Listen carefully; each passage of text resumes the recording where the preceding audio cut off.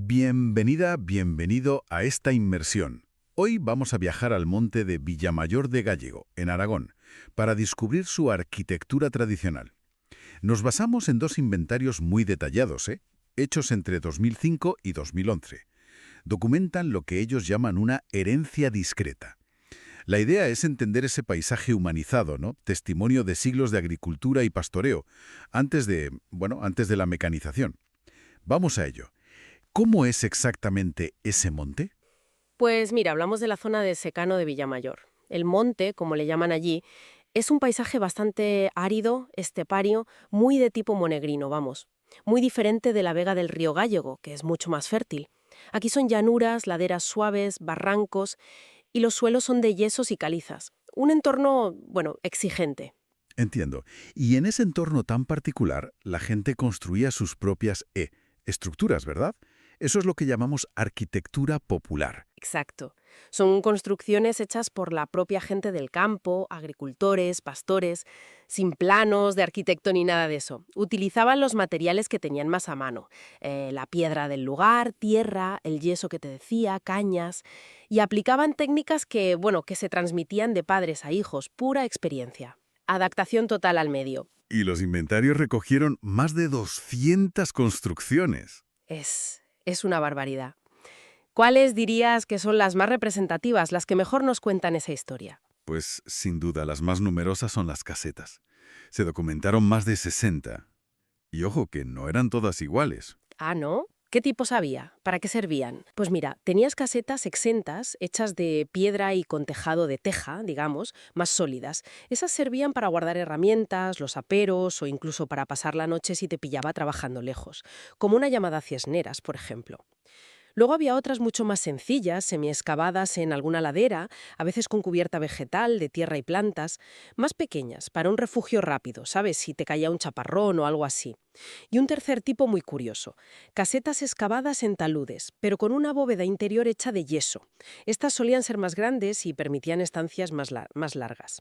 La caseta de Domingo Corral es un buen ejemplo de esto. Has mencionado el yeso varias veces. ¿Tanto se usaba? Yo pensaría más en la piedra. Muchísimo. Piensa que el yeso abunda por toda esa zona y una vez que sabes trabajarlo es relativamente fácil de usar y da buenos resultados para ciertas cosas como esas bóvedas. Es un ejemplo perfecto de cómo aprovechaban al máximo los recursos locales. Aunque hay que decir que el estado de conservación general de estas casetas es bastante malo. Muchas están ya en ruinas. Qué lástima. Y claro, si había agricultura y gente trabajando el campo, también habría ganado. ¿Qué hay de las estructuras para los animales? Los corrales, por supuesto, se encontraron unos 15. Eran principalmente para las ovejas y las cabras. La estructura es muy típica. Una parte cubierta, el cobertizo, digamos, que solía mirar al oeste para proteger del sol de la tarde, y un patio descubierto, al este. Y a menudo tenían una pequeña caseta adosada para el pastor. ¿Y los materiales de los corrales? También piedra y yeso. Sobre todo piedra. Y muchas veces, fíjate, se construían con las piedras que los propios agricultores quitaban de los campos al labrarlos. Es lo que llamaban espedregar.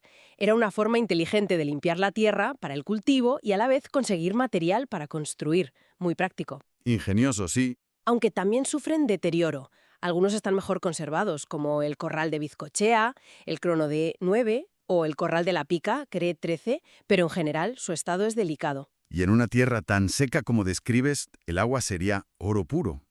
¿Cómo la conseguían? ¿Cómo la guardaban? Pues ahí entran los balsetes, que son como aljibes o balsas. También se encontraron unos tiemce.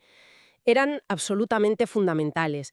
La mayoría son depósitos circulares abiertos, excavados directamente en el terreno, para recoger el agua de la lluvia. A veces les hacían unos pequeños canales, que llamaban agüeras, para dirigir el agua hacia la balsa. Había algunas variantes, ¿eh? Algunos estaban cubiertos para evitar la evaporación, y hasta encontraron uno que recordaba los pozos de rueda típicos de la muela, el A1. Vale, tenemos casetas, corrales, balsetes, lo esencial para la vida agrícola y ganadera allí. Pero los inventarios mencionan más cosas, ¿verdad? No se queda ahí la cosa. No, para nada. Y aquí es donde ves la complejidad de cómo se usaba todo el territorio. Encontraron otras estructuras agrarias, por ejemplo, los abrigos, Abrigos. poder cultivar, y incluso los restos de un abejar para poner colmenas. Entiendo. O sea, no solo vivían y cultivaban, sino que extraían los propios materiales para construir del mismo entorno. Exacto.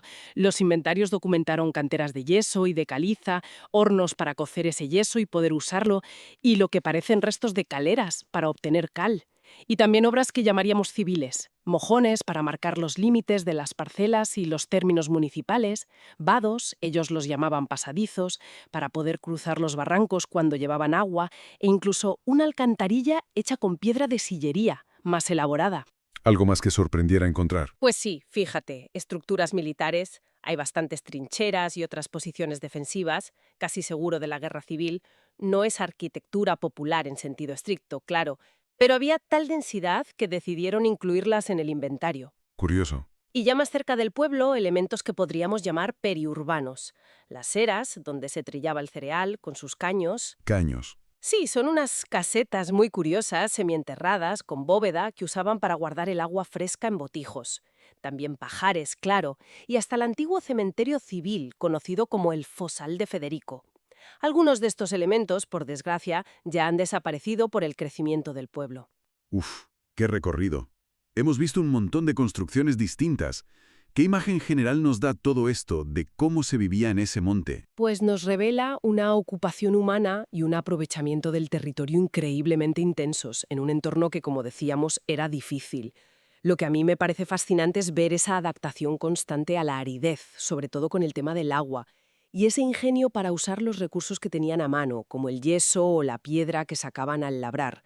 No es solo que sobrevivieran allí, sino cómo lo hicieron, ¿sabes? Convirtieron las limitaciones del medio en soluciones constructivas. Pero es una herencia muy frágil, ¿verdad?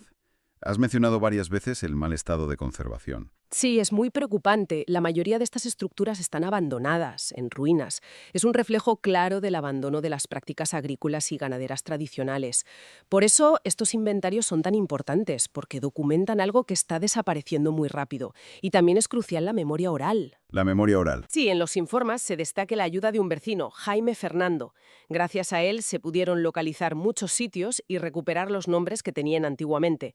Sin esa memoria de la gente mayor, mucha información se habría perdido para siempre. Entonces la conclusión es que todas estas piedras, estas tierras acumuladas, estas ruinas, son mucho más que eso. Desde luego, son testimonios de resiliencia, de una capacidad de adaptación enorme y de un conocimiento muy profundo del medio que tenían las generaciones pasadas.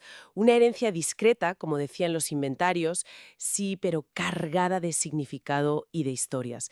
Y todo esto, la verdad, nos deja pensando. Más allá de la necesidad de documentar y conservar lo que queda, que es urgente, ¿podríamos quizá aprender algo de esas técnicas tradicionales? De cómo manejaban la tierra, el agua, los recursos locales en un entorno tan árido? ¿Podrían inspirar prácticas más sostenibles hoy, en un contexto de cambio climático y necesidad de adaptarnos? Ahí lo dejo.